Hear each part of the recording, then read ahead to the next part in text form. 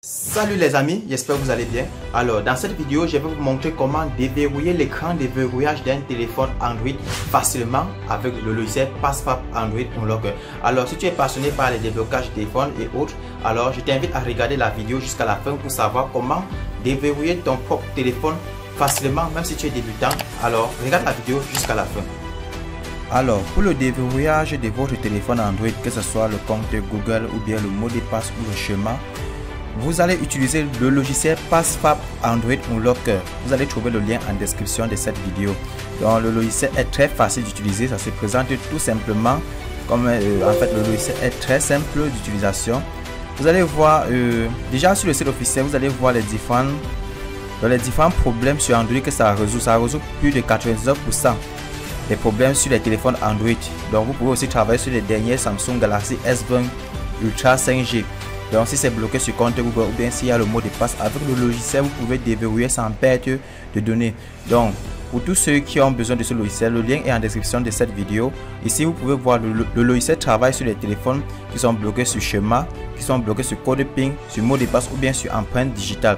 Lui également il est capable de faire le contournement du FRP. Donc si vous avez oublié le compte Google, si vous avez réinitialisé votre appareil et que ça demande de se connecter sur un compte Google et que vous avez oublié, le logiciel va vous faciliter la tâche pour pouvoir déverrouiller le compte Google. Et aussi si vous avez un téléphone qui est bloqué sur le mot de passe, ça veut dire que si vous avez mis un mot de passe et que vous avez oublié, le logiciel également va pouvoir vous faciliter la tâche. Donc ce que vous devez juste savoir, c'est que le logiciel lui il est compatible sur Windows. Ok, donc si vous avez un ordinateur Windows, peu importe que ce soit Windows 7, Windows 8 ou Windows 10, le logiciel vous pouvez l'installer plus facilement. Et en plus le logiciel prend en charge les téléphones des marques Samsung, LG, Sony, HTC, Motorola, Xiaomi, Huawei, les téléphones Google et d'autres plus encore. Et ça supporte les différentes versions Android, à savoir Android 4, Android 5, Android 6 jusqu'à Android 11 pour le moment. Donc ça fait du bien de voir un logiciel qui est vraiment totalement complet. Alors du coup, voici à quoi ressemble l'interface du logiciel.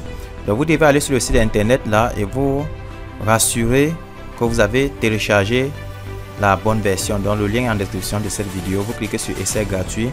Le logiciel est compatible sur Windows et sur Mac. Voilà. Donc une fois téléchargé, vous allez avoir l'interface comme ceci. Donc il y a l'interface pour les verrouillages d'écran et l'interface pour supprimer les comptes Google. Donc en fonction de votre besoin, si votre appareil est bloqué sur l'un des deux, vous allez sélectionner et faire votre déverrouillage facilement. Donc là, sur l'interface supprimer le verrouillage d'écran, ça gère les schémas, l'empreinte, les codes PIN, mots de passe et autres. Sur compte Google, bref, ça gère les modèles. Donc si on part sur la partie sur le verrouillage d'écran, on voit supprimer le verrouillage d'écran et on voit également la partie supprimer le verrouillage d'écran sans perte de données. Donc pour ce faire, vous devez avoir l'appareil juste qui est compatible. Ok. Donc là, on part dans supprimer le verrouillage d'écran sans perte de données. À ce niveau, on va juste se rassurer que l'appareil est bien connecté avec la machine. Donc pour ce faire, on va connecter l'appareil sur un port USB de l'ordinateur. Une fois connecté, le logiciel nous affiche les instructions à suivre. Ok, donc là vous devez lire les instructions à suivre parce que c'est en fonction des téléphones que vous allez connecter. Ensuite on va juste cliquer sur le bouton commencer. Donc une fois fait, on va cliquer sur oui. Le logiciel va se connecter sur leur serveur, le serveur de PassFab pour télécharger le fichier adéquat pour pouvoir faire le bypass. Donc voilà les instructions. On va mettre le téléphone en mode recovery comme indiqué.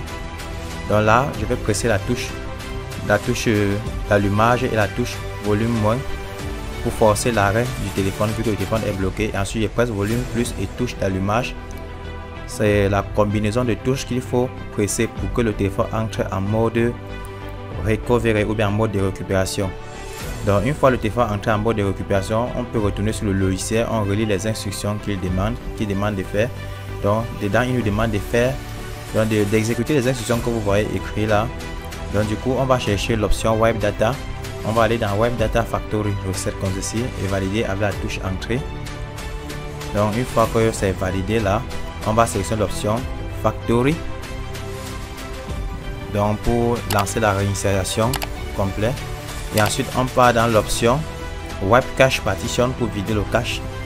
Donc choisis Yes pour confirmer. Une fois c'est fait, on va choisir l'option Reboot System Now afin de redémarrer l'appareil. Donc du coup, le redémarrage va mettre un peu long, ce qui fait que ça va un peu prendre du temps. On patiente et vous pouvez voir la suite du logiciel. Donc il faut cliquer sur suivant.